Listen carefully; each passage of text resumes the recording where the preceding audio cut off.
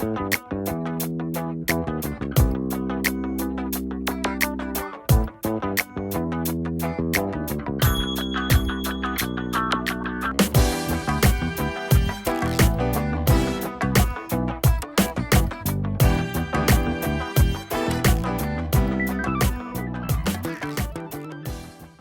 and gentlemen, time and again we hear about statistics related to domestic violence across the globe and of course around our country.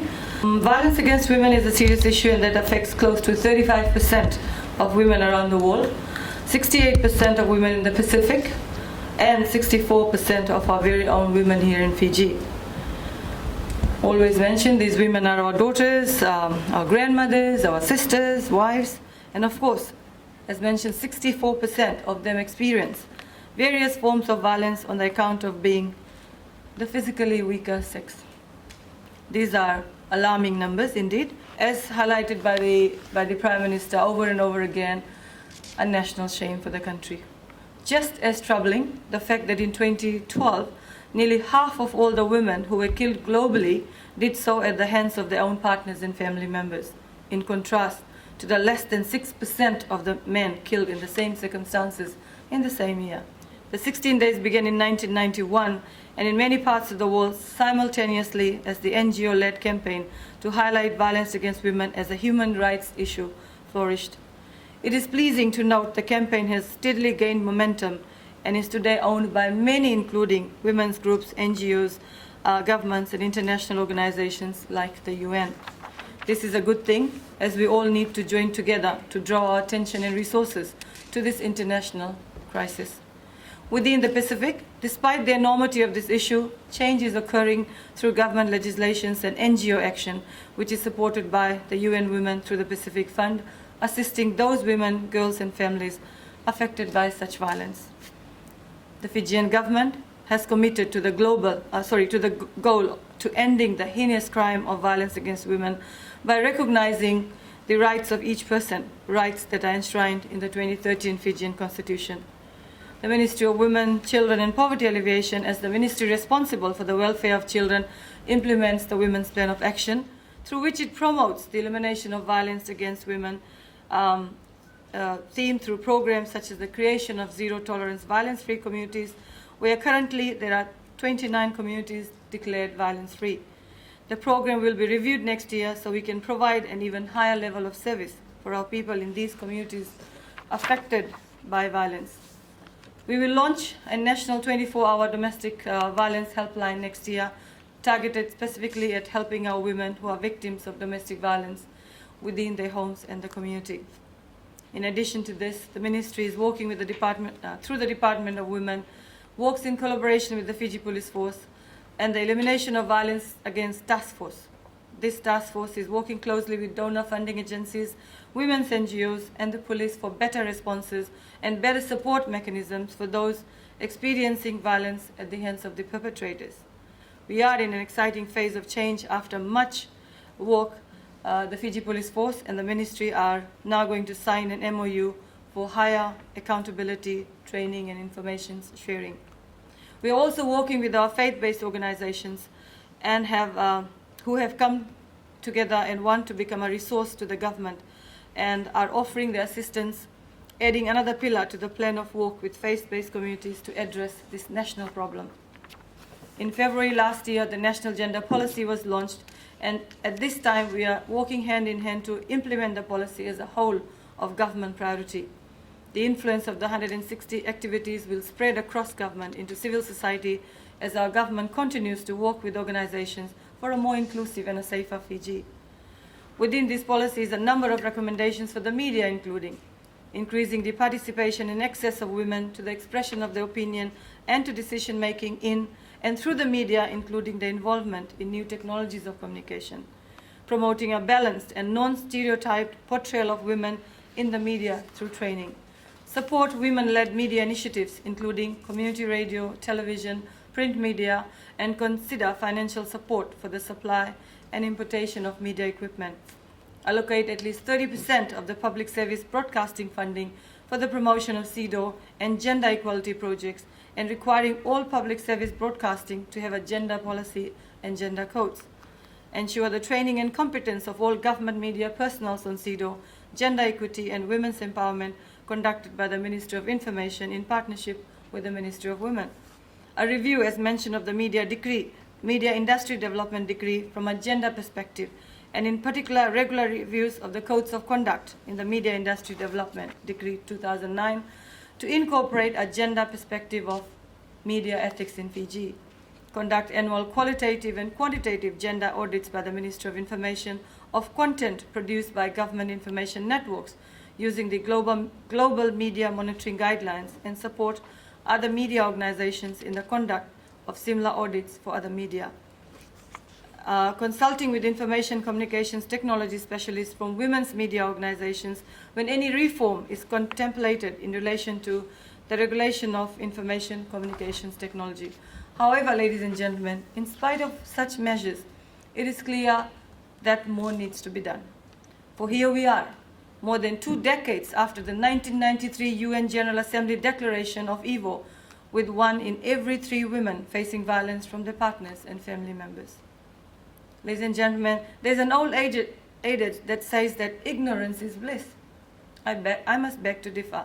The ignorance of the public on matters of violence against women in our society is not a bliss for the women and children affected by it. We must rally against this tendency to look the other way when our neighbors face criminal assaults at the hands of an abuser. In Fiji, a daily average of 43 women are injured, 1 permanently disabled, and 71 lose consciousness through violent physical attacks, coupled with belittling, emotional abuse, and high levels of coercive control. The coordinator of the Fiji Women's Crisis Center, Madam Shamima, stated that even though the issue of violence against women is taken more seriously now in Fiji, huge improvements still remain to be made, and I totally agree with that. In the findings published by the Fiji Women's Crisis Center, Somebody's Life, Everybody's Business, it is stated that individuals, organizations, and some in the media continue to trivialize the issue, and that many people in Fiji believe that violence against women really happens, and that it is a minor problem. Ladies and gentlemen, it is not a minor problem when we have 64% statistics which state 64% of women and girls are subjected to domestic violence at the hands of immediate partners. What we need to target is the mindsets of the people living in our villages, our district, provinces, towns, and cities. This, I believe, is the crux of the matter. We need to change the mindsets of our people from a passive acceptance or ignorance or resistance to the criminality of violence against women, to active awareness of realization and ownership of its damaging consequences to our nation, leading to fierce determination to rid our society of that. Ladies and gentlemen of the media, this is where your leadership and partnership on this issue is important, as you can contribute in so many ways. Firstly, in holding perpetrators of gender-based violence to account, we will have to show those who choose to commit these crimes that they will be caught, they will be prosecuted, and they will be punished. Our media can play a role in deterring would-be perpetrators and showing the community that they can have confidence in the police and the judiciary. This reporting that you do will do so much for encouraging more reporting of this most underreported of crimes. Your role is to work responsibly to help the police to flesh out those committing these crimes by publishing details helpful to the community.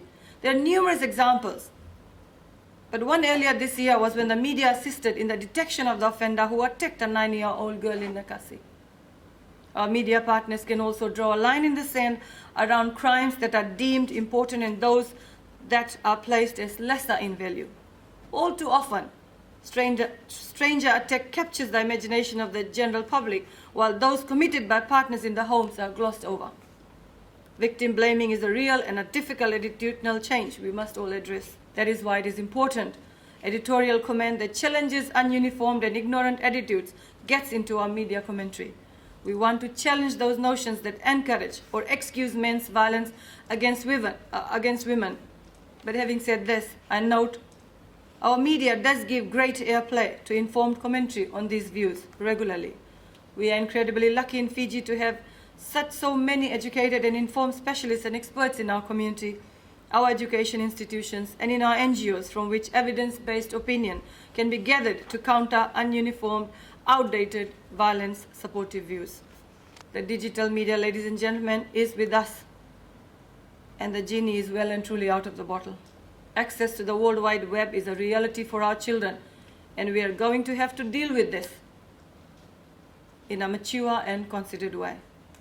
I know our will to promote positive and maturing parenting, where relationships are such that children facing horrors, violence, bullying, harassment can go to their parents in any circumstances and not contemplate ending their own lives. Our media has also drawn our attention to the problem of teen suicide, and we need them to help us promote the solutions of this. I know our media will be responsible in their reporting, knowing there are no quick fixes for the issue of violence against women in Fiji and around the world. I know you will be discerning and look to expertise and knowledge from those on the ground, those who have education, have led in the past, and those who hold such knowledge should be consulted for balanced views and perspectives. We also know that the media will continue the relationship with our amazing support service providers, NGOs, our counseling partners, as we endeavor to work more strategically to support survivors of violence and strengthen our police responses. We must join as one with you, our media friends, to say that there is never any excuse for violence against women, and never any excuse for sexually assaulting women or children, no matter what. We all have a responsibility to women to join with our media partners to say it is never okay to blame a woman for the violence she experiences. Today, on the eve of the annual International Day for Elimination Against Violence, Women, which marks the beginning of the 16 Days of Activism campaign, media stories around the world are showing there is much work to be done. In conclusion, ladies and gentlemen, I would like to say that today we need to celebrate our media and their role in shining the light of darkness of this problem of inequality and injustice. And we should continue to work closely with them for equality of women and to stop violence. So as we celebrate added illumination on this issue, let us remember that your work has never been more urgent. This increased attention to violence against women must result in an upsurge of support for those who are doing the heavy lifting to remove this scourge from our communities, to make our country a fairer and just place for our women and all our citizens. With these words, thank you very much.